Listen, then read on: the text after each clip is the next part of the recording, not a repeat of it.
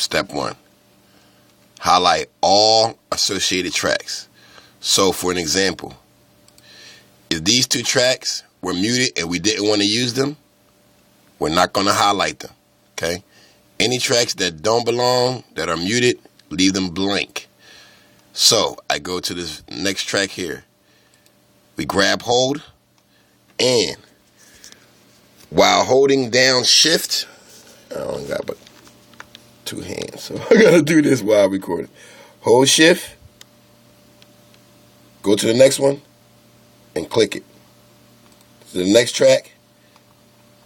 And by holding shift each time you click, you're able to add multiple tracks. Go to the next one, hold shift. Next one, hold shift and click. Shift. So we go down and we get to highlight all the relevant tracks.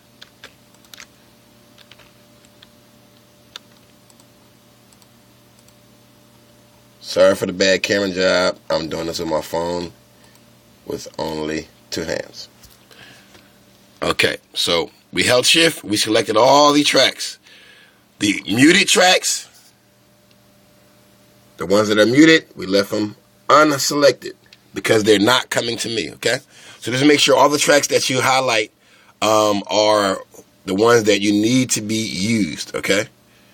Now, the next thing we're going to do is once they're highlighted, we're going to push Control-Shift-K. When we push Control-Shift-K, this comes up. This next box is called the Export Selected box.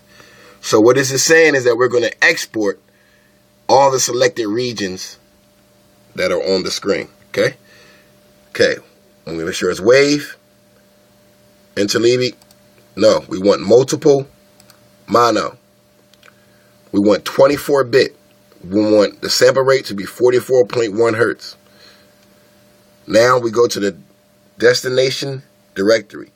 That tells the computer where we want the computer to store the files they export. We click that choose button, right? We go here and we find us a spot. So we go to my drive. I'm going to go to the folder I have allocated for you guys, E6. In your program or your computer, you should have a folder that's yours. Go there, make a new folder. This button right here, this red. Call the new folder. Let's see, Highway 20 stem files. That's what these are called, stem files. So we do Highway 20 stems. We push enter, and we go into the folder. Now, the selected folder should be here in the browser selector. Once it's like that, that tells the computer we're going to send these files into this folder. So we put use current folder.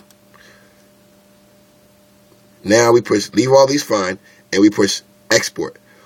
Once we push export, boom, it's going to start rendering each one by one. You let this, I'm not going to do this because I don't need it, but you let that process happen.